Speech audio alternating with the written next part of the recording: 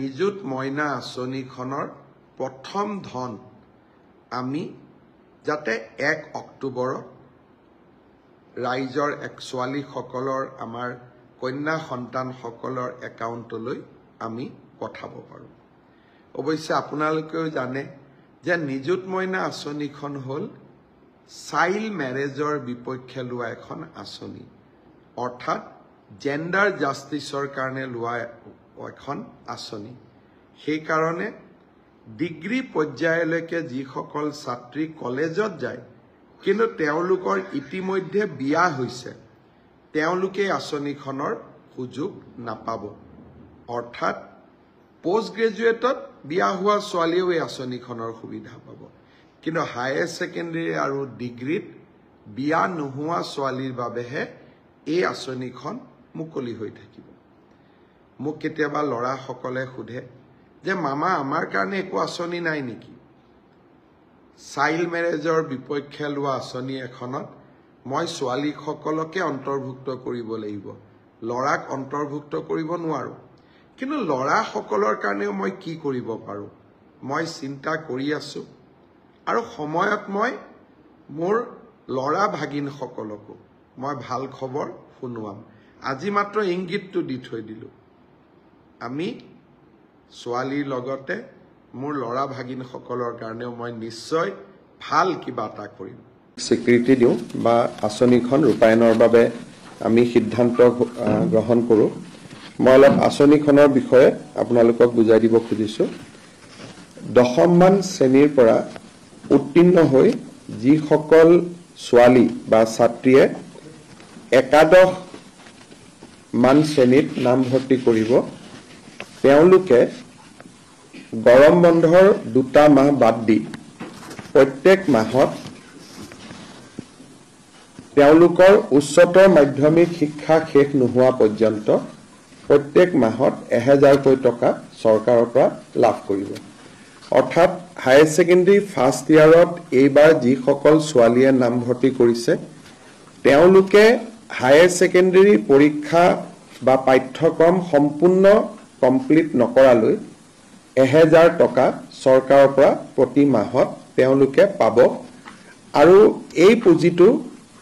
প্ৰত্যেক মাহৰ 11 তাৰিখে তেওঁলোকৰ বেংক একাউণ্টত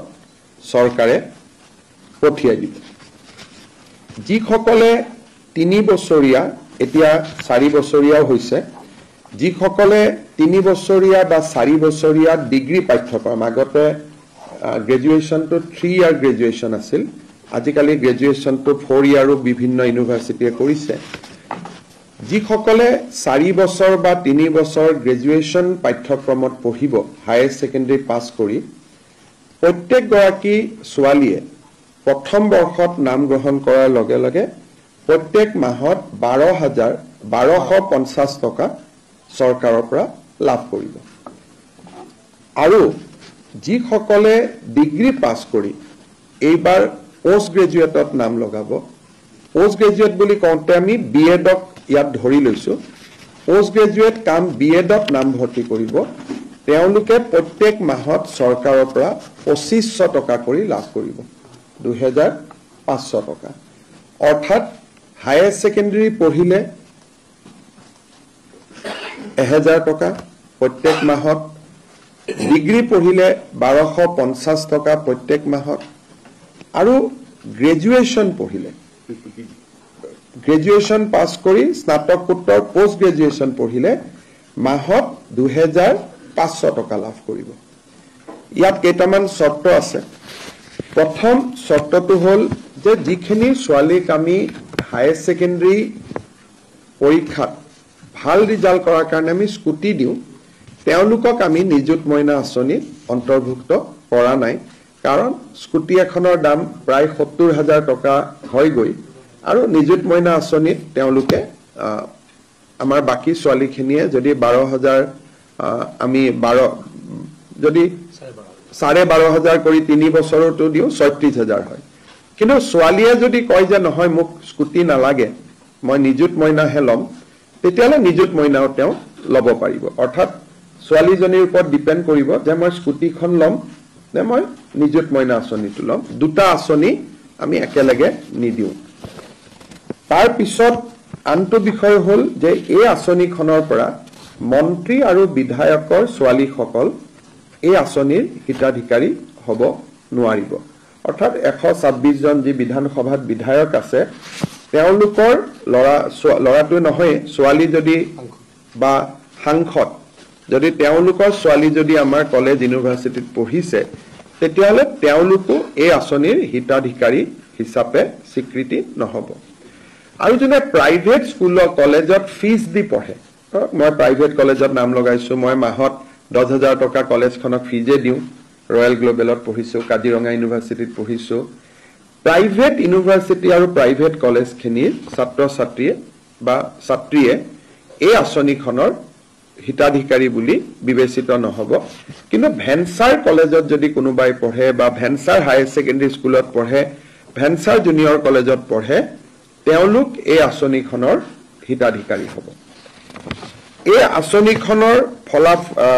হিতাধিকাৰী হ'বৰ বাবে আমি একোখনকৈ প্ৰপত্ৰ পূৰণ কৰিব লাগিব জুলাই মাহত যেহেতু এডমিশনৰ প্ৰসেস চলি আছে সম্পূৰ্ণ পোষ্ট গ্ৰেজুৱেচন কমপ্লিট কৰিবৰ কাৰণে এডমিশন কমপ্লিট কৰিবৰ কাৰণে আগষ্ট মাহ পৰ্যন্ত যাবগৈ কিন্তু আমি জুলাই মাহৰ পৰা এই এডমিশনৰ প্ৰপত্ৰসমূহ আমি বিতৰণ কৰিম একোখন এৱাৰনেছ মিটিং হ'ব আৰু কলেজ আৰু ইউনিভাৰ্চিটিত এৱাৰনেছ মিটিং কৰি বিশেষকৈ নৱাগত আদৰণি সভা আদিত যেহেতু এইটো ফৰ নিউ এডমিশন হ'ব গতিকে তেওঁলোকক যাতে আমি এৱাৰনেছ ক্ৰিয়েট কৰিব পাৰোঁ তাৰ কাৰণে একোখন এৱাৰনেছ মিটিং হ'ব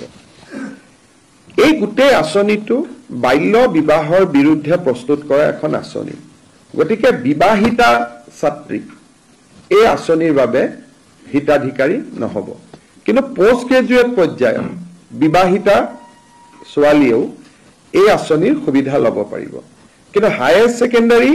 আৰু ডিগ্ৰী পৰ্যায়ত যেহেতু আমাৰ গোটেই কথাটোৱে হ'ল যে ছোৱালীক যাতে দেউতাক মাকে সোনকালে বিয়া পাতি নিদিয়ে গতিকে যিসকলে বিয়া কৰাব তেওঁলোকে বা বিবাহিতা ছাত্ৰী হ'ব তেওঁলোকে এই আঁচনিখনৰ সুযোগ নাপাব আৰু যদি আপ টু ডিগ্ৰী পঢ়ি থাকোঁতে মাজতেও বিয়া হৈ যায় তেতিয়াহ'লে ৰিনিউৱেলত তেওঁলোকে এই আঁচনিৰ সুবিধাৰ পৰা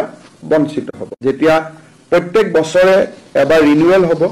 আৰু কোনোবা ছোৱালী যদি শিক্ষা আধাতে সামৰি ড্ৰপ আউট হৈ যায় তেতিয়াহ'লে এই আঁচনিখনৰ সুবিধা নাপাব শেষত কোনোবা যদি ছোৱালী ৰেগিং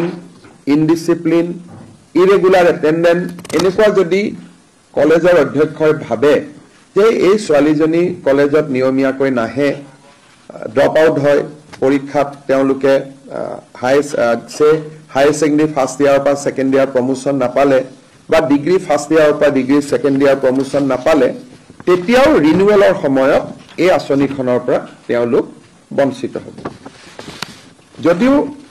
এই আঁচনিখনৰ লগত জড়িত নহয় আমি ইলেকশ্যনৰ আগত বা বিশেষকৈ যোৱাবাৰ স্কুটি দিওঁতে আমি এটা কথা ঘোষণা কৰিছিলোঁ যে অহাবাৰৰ পৰা 75% পোৱা ছোৱালীহে স্কুটি পাব কিন্তু এডুকেশ্যন ডিপাৰ্টমেণ্টে অধিসূচনাখন নোলোৱাৰ কাৰণে এইবাৰ আমি 60% পোৱা ছোৱালীকো আমি স্কুটি দিম অহাবাৰৰ পৰা নিদিওঁ তেতিয়ালৈকে আমি এডভাৰটাইজ আদি বা অধিসূচনা আমি প্ৰকাশ কৰিম কিন্তু MCC model code of conduct থকাৰ কাৰণে এডুকেশ্যন ডিপাৰ্টমেণ্টে অধিসূচনাখন দিব নোৱাৰিলে সেইকাৰণে বহুতে এইটো ক'ব পাৰে যে আমাৰ লগততো গভৰ্ণমেণ্ট অৰ্ডাৰ নাই গতিকে মন বেয়া হ'ব পাৰে সেইকাৰণে এইবাৰ আমি আপ টু 75% নকৰি 60% ছোৱালীকো আমি স্কুটি দিম প্ৰায় 50,000 ছোৱালীয়ে এইবাৰ স্কুটি পাব গতিকে নিযুত মইনা আঁচনিখনৰ প্ৰথম ধনটো আমি 11 অক্টোবৰত বেংক একাউণ্টত ট্ৰান্সফাৰ কৰিম ইয়াৰ মাজত প্ৰপত্ৰ আদি পূৰণ হ'ব এইবাৰ যিসকল ছোৱালীয়ে প্ৰপত্ৰ পূৰণ কৰি নিযুত মইনা আঁচনি পাব দ্বিতীয় বৰ্ষত আৰু তেওঁলোকে প্ৰপত্ৰ পূৰণ কৰিব নালাগে তেওঁলোকৰ খালি কোনখিনি কোনোবা বিয়া হৈ গ'ল নেকি কলেজত অহা নাই নেকি সেইখিনি আমি কলেজৰ প্ৰিন্সিপালৰ পৰা ৰিপৰ্ট লৈ ল'ম আৰু তাৰ ভিত্তিত আমি কাম কৰিম তেওঁলোকে এবাৰ ফৰ্ম ফিল আপ কৰাৰ পিছত দ্বিতীয়বাৰ ফৰ্ম ফিল আপ কৰিব নালাগে এই ফৰ্মখনত দেউতাক মাকৰো এটা চহী লাগিব গতিকে কোনোবা দেউতাক মাকে যদি ভাবে যে মোৰ আৰ্থিক অৱস্থা ভাল আৰু ছোৱালীজনীক এই আঁচনিটো লৈ পেলাই মই চৰকাৰখনক আৰ্থিক বোজা দিব খোজা নাই কোনোবা ছোৱালী যদি নিজে আঁতৰি আহিব খোজে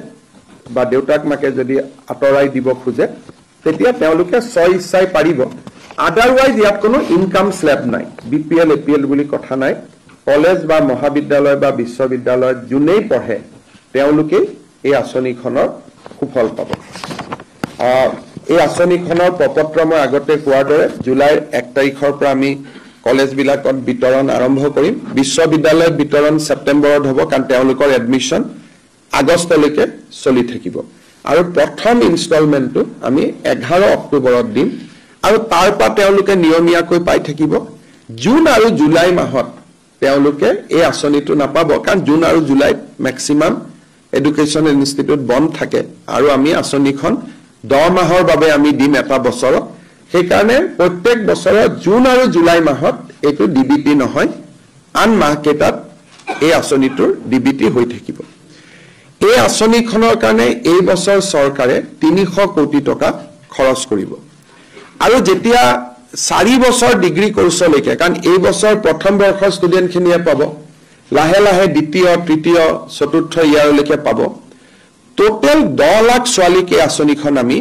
সুবিধা দিম তাৰমানে এই আঁচনিখন আমি হিচাপ কৰি চাইছো 5 বছৰ এই আঁচনিখন চলিব আৰু শেষৰ বছৰলৈকে যেতিয়া আমি হিচাপ কৰিম শেষ বছৰটোত এই আঁচনিৰ পৰিমাণ বা আউটগো 1500 কোটি টকা হ'ব এই বছৰ 300 কোটি হ'ব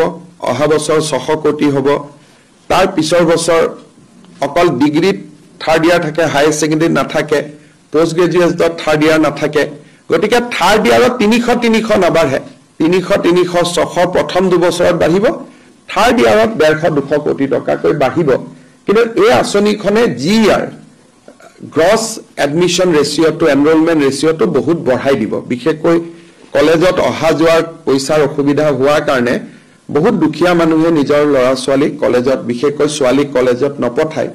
গতিকে আজি এই আঁচনিখনে এই বছৰটোত আমি এটা ইন্টাৰনেল যেটো হিচাপ কৰিছিলো এই বছৰটোত প্ৰায় 2 লাখ ল'ৰা ছোৱালী সামৰি ল'ব কিন্তু গোইং এহেড যেনেকে অলপ আগতে ৰনোজ পেগু ডাঙৰীয়াই কেবিনেটত এটা ডেটা দিছিলে যে স্কুটি ফাৰ্ষ্ট ডিভিজন কৰা ছোৱালীয়ে পাই কাৰণে এইবাৰ 40,000 ছোৱালীয়ে হাই সেকেন্ডাৰী ফাৰ্ষ্ট ডিভিজন পাইছে কিন্তু লৰাই ফাৰ্ষ্ট ডিভিজন পাইছে 11-12,000 তাৰমানে ছোৱালীৰ ফাৰ্ষ্ট ডিভিজনৰ সংখ্যাটো স্কুটিখনৰ কাৰণে বহুত বাঢ়ি গৈ আছে মই ভাবো যে নিযুত মইনা আঁচনিখনেও ছোৱালীৰ মাজত গ্ৰছ এনৰোলমেণ্ট ৰেচিঅ' অভাৱনীয়ভাৱে অহা কেইবছৰ মানত বৃদ্ধি কৰিব আৰু আমাৰ উদ্দেশ্যটো হ'ল যে বাল্য বিবাহ বা ড্ৰপ আউটৰ বিৰুদ্ধে যুঁজিবৰ কাৰণে 5 বছৰ আমি যদি ছোৱালীসকলক কলেজ বা স্কুলত লৈ আহিব পাৰো তাৰ পিছতে অটোমোডত চলি থাকিব বা স্বয়ংক্ৰিয়ভাৱে কাৰণ বায়েক গৰাকী যদি স্কুলত গৈছে ভনীয়েক গৰাকীও পিছত স্কুলত যাব সেইকাৰণে এই আঁচনিখন 5 ইয়াৰ্ছৰ কাৰণে এই ধৰণে থাকিব ভৱিষ্যতে 5 বছৰ পিছত আঁচনিখনৰ সফলতা বিফলতাৰ ওপৰত নিৰ্ভৰ কৰি তাক ৰিফাইনো কৰিব পৰা যাব মডিফাই কৰিব পৰা যাব কিন্তু আজি কেবিনেটে ইয়াক 5 বছৰ